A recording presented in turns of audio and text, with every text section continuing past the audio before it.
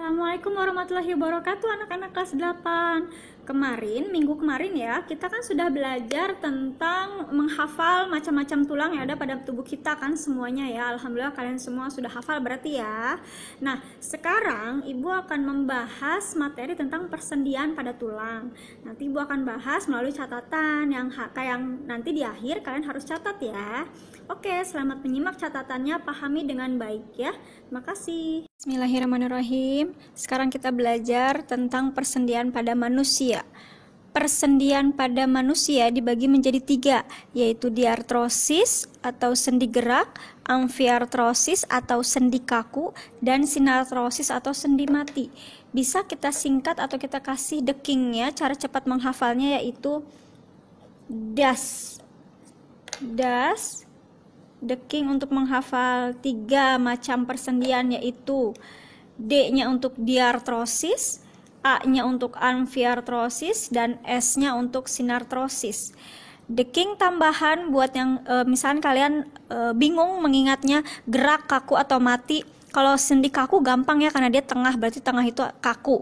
Beda sendiri. Tapi buat yang sendi gerak sama sendi mati mungkin suka ketukar. Gampangnya kalau yang sendi mati dekingnya adalah sinar mati. Sinar mati berarti yang sinartrosis adalah sendi mati. Oke ya, gitu gampang ya. Oke, kita bahas satu-satu. Diartrosis atau sendi gerak adalah hubungan antar tulang yang dapat digerakkan secara bebas, berarti bergerak dengan bebas, makanya disebut dengan sendi gerak. Contohnya ada 5 sendi, yaitu sendi putar, sendi peluru, sendi engsel, sendi pelana, dan sendi geser. Oke, untuk sendi putar contohnya adalah tulang atlas yang ada pada ujung leher kita dengan tulang tengkorak, berarti nanti tulang kepala kita akan berputar, itu adalah sendi putar. Sendi peluru antar tulang bahu dan lengan atas, dan ada 2 ya, tulang panggul dan tulang paha. Kalau sendi engsel ada siku, lutut, ruas jari, antar ruas jari. Kalau sendi pelana ada ibu jari dan telapak tangan. Sendi geser ada pergelangan kaki dan pergelangan tangan. Kita sudah belajar tentang diartrosis atau sendi gerak ya, yang tadi ada 5. Sekarang Ibu akan menjelaskan tentang yang amfiartrosis atau sendi kaku. Amfiartrosis atau sendi kaku itu gerakannya terbatas. Contohnya yang tadi udah Ibu tuliskan yaitu gerakan ruas-ruas tulang belakang. Ini adalah ruas-ruas tulang belakang dari mulai bawah leher ini ya, bawah tulang kepala di leher sampai ujung ekor ini, ujung ekor kita. Nah, itu adalah ruas-ruas tulang belakang. Gerakannya kenapa disebut kaku? Karena gerakannya cuma bisa miring ke kanan, miring ke samping kiri, atau bisa juga ke depan, ke belakang. Jadi gerakannya sangat kaku sekali, gerakan terbatas. Sedangkan yang sinartrosis itu adalah sendi mati yang tidak mungkin ada gerakan sama sekali. Contoh adalah di tulang ini. Kemarin kita sudah menghafal tulang-tulang di tengkorak kepala kita. Ada tulang pelipis, ada tulang baji, ada tulang ubun-ubun ya kan, tulang belakang, kepala tulang belakang, terus juga semuanya itu kita bisa buka satu-satu kan, berarti itu akan saling dihubungkan dengan tulang-tulang yang lainnya. Itu namanya yang menghubungkan adalah sendi mati. Jadi sendi mati yang tidak boleh ada pergerakan sama sekali. Jadi sendi itu seperti lem yang akan menyatukan antara satu tulang dengan tulang lainnya yang menjadi satu tengkorak yang utuh. Nah, itu namanya sendi mati, tidak boleh ada pergerakan antar tulangnya. Sekarang kita masuk ke macam-macam otot. Macam-macam otot ada 3, yaitu otot polos, otot lurik, dan otot jantung. Kita akan bisa bedakan, kita akan buat tabel di sini. Ada 5 perbedaannya, yaitu dari bentuk, inti sel, letak, kerja, dan sifat. Untuk otot polos ini bentuknya seperti gelondong. Bergelondong seperti ini ya. Nah, ini adalah satu sel otot polos. 2, berarti Ibu menggambarkan ada 4 sel otot polos ya. Otot lurik bentuknya seperti bisa dikatakan kayak paralon ya, paralon atau selang-selang yang kita simpan menumpuk, tapi di sini ada ruas-ruasnya. Atau kalau misalnya kalian lebih paham batang bambu yang kita tumpuk-tumpuk bambunya seperti ini. Ini adalah bentuk dari otot lurik. Kalau otot jantung mirip seperti otot lurik, sama berruas-ruas juga. Cuman yang membedakan adalah ada cabangnya di sini. Nah, ada cabang di sini, nanti dia buat cabang lagi. Jadi lebih bercabang, tapi sama, dia ada lurik-luriknya, ada ruas-ruasnya. Seperti itu. Jadi cuman bedanya adalah dia bercabang. Berarti bentuknya di sini adalah yang otot polos gelondong bentuknya, sedangkan yang otot lurik dia bentuknya silindris. Silindris itu seperti selang ya, silindris tapi berlurik, silindris lurik. Sedangkan jantung silindris lurik, tambahin dia bercabang, lurik bercabang ya. Oke, sekarang yang inti sel. Inti selnya pada satu sel otot polos ini intinya cuma satu di tengah. Satu di tengah masing-masing. Berarti intinya adalah satu di tengah. Sedangkan otot lurik intinya banyak di pinggir sini. Satu selnya adalah satu ruas ini. Ini adalah satu selnya. Ini dua sel ya. Berarti ototnya itu intinya ada di pinggir-pinggirnya. Di satu selnya banyak, berarti banyak intinya di tepi, di pinggir maksudnya ya. Ini satu sel intinya di pinggir-pinggirnya. Kalau otot jantung di sini intinya ini satu sel, ini satu sel, ini satu sel. Jadi setiap ruas-ruas ini satu selnya ya. Nah ini intinya satu di tengah, mirip seperti otot polos, tapi bentuknya mirip seperti otot jantung. Jadi kayak gabungan kedua dari otot polos dan otot jantung ya. Jadi di sini intinya satu di tengah. Oke ya. Sekarang letak otot polos itu adanya di saluran pencernaan. Saluran pencernaan mulai dari mulut, kerongkongan, usus, lambung ya, sampai ke anus ya. Pencernaan dan di pembuluh darah. Pembuluh darah itu ada otot polosnya yang menyusunnya. Sekarang otot lurik, di otot lurik itu semuanya menempel di tulang rangka. Di tulang rangka kita itu pasti ada otot lurik. Menempel di tulang rangka manusia kita. Oke, otot jantung jelas, otot jantung pasti adanya di jantung saja. Kerja otot polos, lihat. Kita lihatnya gampangnya dari letaknya ya. Karena otot polos itu letaknya di saluran pencernaan, kerjanya bagaimana, lambat atau cepat. Gampangnya gini, kalau kita ibaratkan, kalau kita makan sekarang, berarti kita makanan itu masuk ke kerongkongan, masuk dari mulut ya, mulut, kerongkongan, lambung, usus. Terus apakah akan keluar fesesnya atau ee-nya akan keluar pada hari itu juga? Kan tidak. Tidak langsung keluar, berarti gerakannya lambat, butuh proses pencernaan di situ, butuh proses pelembutan makanan di situ, jadi lebih lama, makanya disebut kerjanya lambat. Otot lurik karena dia menempel di tulang dan dia menggerakkan tulang, karena otot adalah alat gerak aktif sedangkan rangka atau tulang adalah alat gerak pasif. Otot akan menggerakkan tulang. Otot akan menggerakkan tulang, makanya disebut sebagai alat gerak aktif. Jadi kalau misalkan si otot ini menggerakkan tulang langsung seketika pada saat itu, mau mukul orang, mau megang pulpen, langsung dia bergerak, berarti gerakannya cepat. Otot jantung gerakannya dia harus stabil, jantung berdetak dengan stabil. Kalau cepat akan deg-degan, kalau lambat nanti detak jantungnya lambat juga berbahaya, berarti harus stabil gerak jantungnya ya. Sifat otot polos karena kalau kita makan, apakah kita bisa merasakan atau kita sadar atau tidak sadarnya, kita akan bisa mengontrol apa tidak, mengontrol makan yang sudah dari lambung, dari usus, tidak bisa, berarti sifatnya tidak sadar. Tidak sadar bahasa latinnya adalah in, artinya tidak, volunter artinya sadar, berarti tidak sadar, involunter. Otot lurik tadi kalau kita nempel di tulang, berarti kalau kita mau memukul seseorang atau kita mau memegang sesuatu dengan sadar pastinya. Kalau sadar berarti volunter, berarti ini dibuang ya, berarti sadar.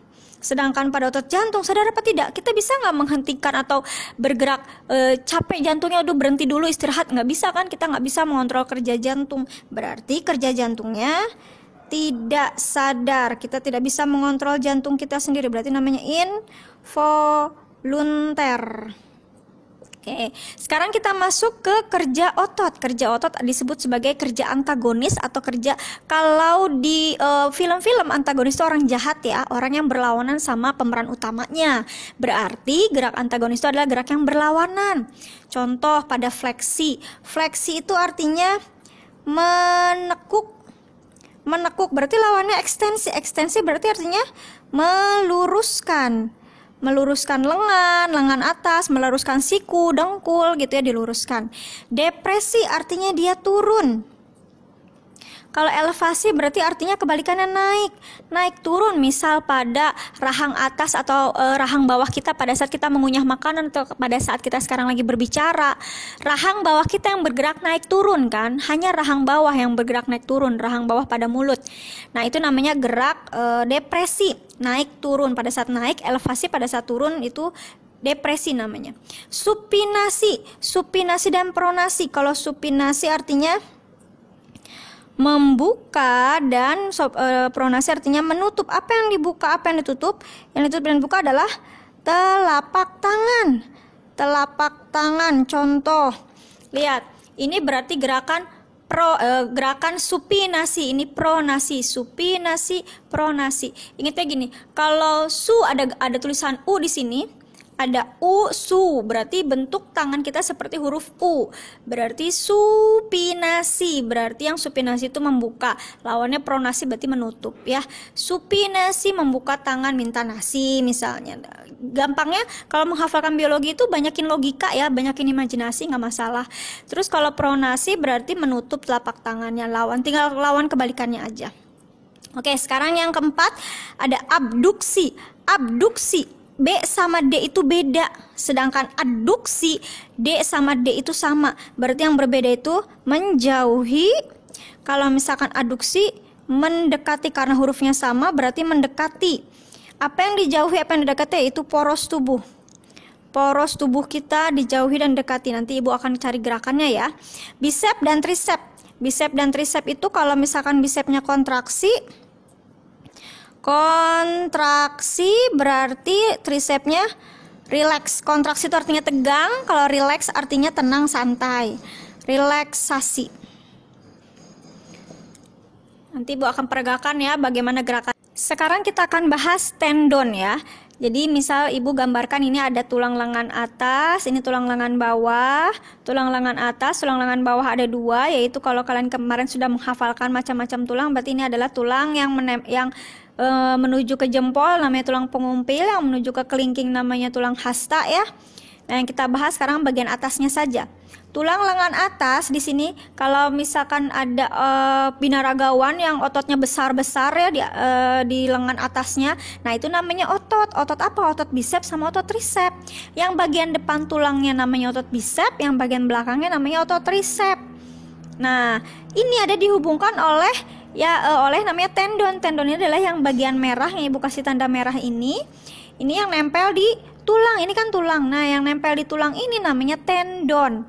Tendon itu adalah berarti otot yang menempel pada tulang, yang menghubungkan ini otot bicep dengan tulangnya, otot tricep dengan tulang-tulang ini. Berarti yang menghubungkan adalah otot-otot kecilnya namanya tendon.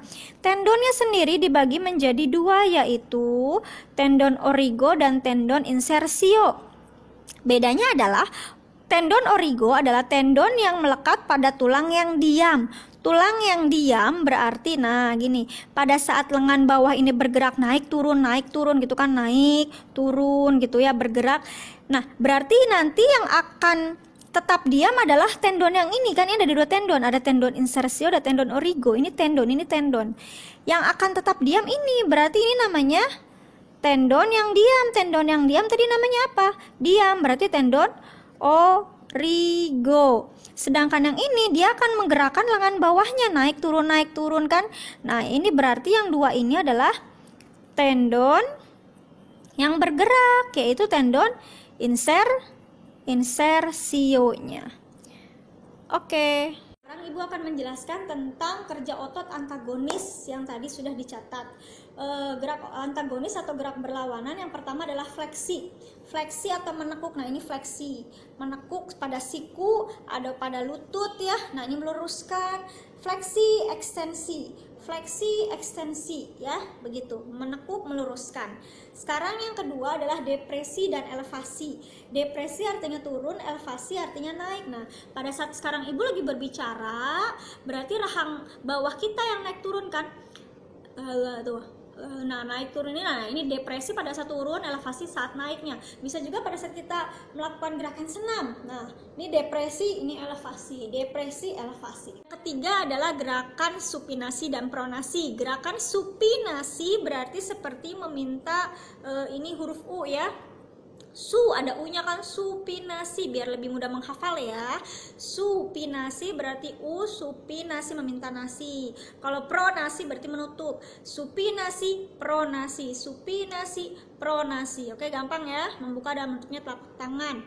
Sekarang gerakan abduksi dan adduksi.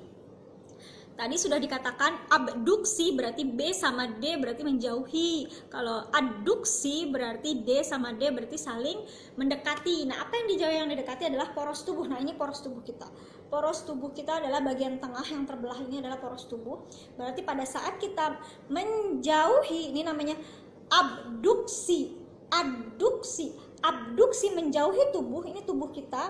Menjauhi tubuh kita namanya adduksi. Mendekati tubuh kita, turun mendekati tubuh kita namanya adduksi. Abduksi, adduksi. Bagian kaki juga sama ya. Kalau kita rentangkan bagian kakinya menjauh dari tubuh kita namanya adduksi, abduksi. Abduksi, adduksi. Oke ya. Terus kalau sekarang yang bicep dan tricep. Bicep, oke, pada binaragawan yang sudah Ibu jelaskan tadi, binaragawan berarti ototnya itu membesarkan yang bagian depan. Yang bagian depan ini namanya bicep, yang di bawah ini namanya tricep. Dia bertolak belakang kerjanya. Berarti pada saat ditekuk, berarti kan yang tegang atau yang melendung ya, yang kalian pahamnya melendung, yang tegang, kontraksi itu artinya tegang. Berarti yang tegang adalah otot bicepnya. Berarti kebalikannya, yang tricep rileks, tenang, berarti relaksasi. Pada saat kita luruskan, berarti yang tegang adalah yang ngebelendung adalah bagian bawahnya. Berarti otot tricep kontraksi, otot bicepnya relaksasi. Bicep dan tricep harus bertolak belakang, tidak mungkin dua-duanya kontraksi. Ya, berarti bertolak belakang. Kalau ditekuk berarti bicepnya kontraksi, tricepnya relaksasi. Kalau diluruskan, tricepnya yang kontraksi, bicepnya relaksasi. Paham ya? Oke, berarti kalian tadi sudah menyimak dan memahami tentang persendian pada manusia dan juga perbedaan atau macam-macam otot yang ada pada tubuh kita. Jadi sekarang kalian silahkan menulis semua catatan yang tadi barusan Ibu catat. Silahkan menulis di buku catatan kalian dan kalian foto seperti biasa, lalu upload ke Classroom seperti biasa ya. Ibu tunggu. Kalaupun ada pertanyaan nanti yang kalian kurang pahami, boleh silahkan japri Ibu ya. Makasih. Assalamualaikum warahmatullahi wabarakatuh.